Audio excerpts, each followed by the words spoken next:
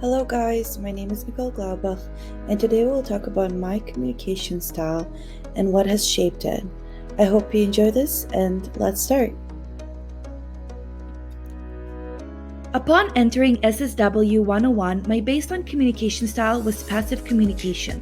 For those who don't know what it means that I basically avoid expressing my own opinions and feelings in most instances in order to protect other feelings. It also means I close my eyes on many uncomfortable situations that happen to me on a daily basis, but once my high tolerance threshold for unacceptable behavior is full, I tend to blow up on people. And once it blows up, I feel a sense of anxiety, guilt, and confusion that turns my aggressive side into a passive communication all over again. Becoming a passive communicator was heavily influenced by my surrounding, also known as the self. The self arises from communication with others, and as soon as we enter the world, we interact with people that eventually shape our opinions and ourselves over time. The first perspective that affects us is called the particular others. Those are specific people that are significant to us. I consider my family as my primary particular others. They have used direct definition to label me and my behavior. For example, growing up, my family was very proud of how positive and polite I was turning out to be. 90% of the time, my family were considered uppers in their communication style. I heard them telling others what an extraordinary child I am for never speaking back and listening to everything they have to tell me. And that made me quite happy.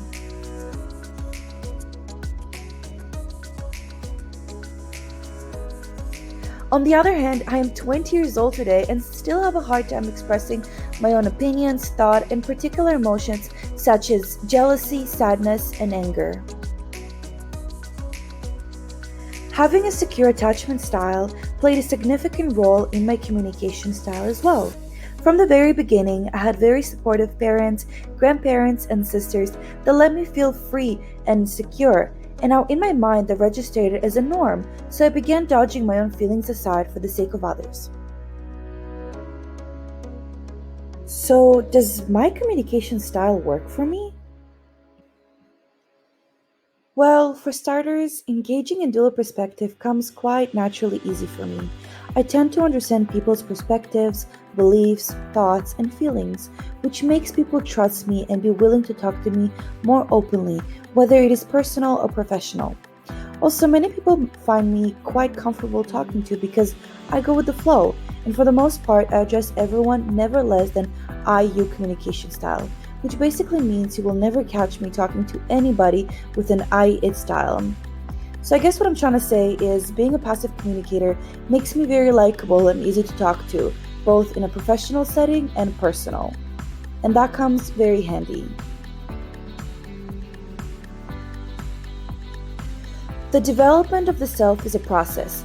None of us enters the world with a fully formed identity. SSW101 taught me to look at my communication style closer and see how it affects my personal and professional life. In a personal setting, being a passive communicator does not leave me with much of control.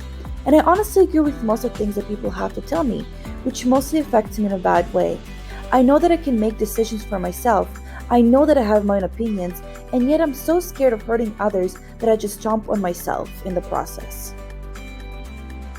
One of the areas I would like to work on the most is my assertive communication skills. Being an assertive communicator means that I can clearly state my own opinion and feelings and firmly advocate for the rights and needs without violating the rights of others. I want to be an assertive communicator so I can express my needs and desires as well as consider others' feelings. This will help me in my personal and professional life, as I will be aiming to have a win-win resolution in any situation, which works best while sorting out any problems. Becoming a great communicator takes time. Finding the right communication style for you and the understanding the pros and cons for each one does not happen overnight. Thanks to SSW 101, I am a step closer to becoming a better social service worker than I would have been in the beginning of this course. Thank you everybody for listening and hope you have an amazing day.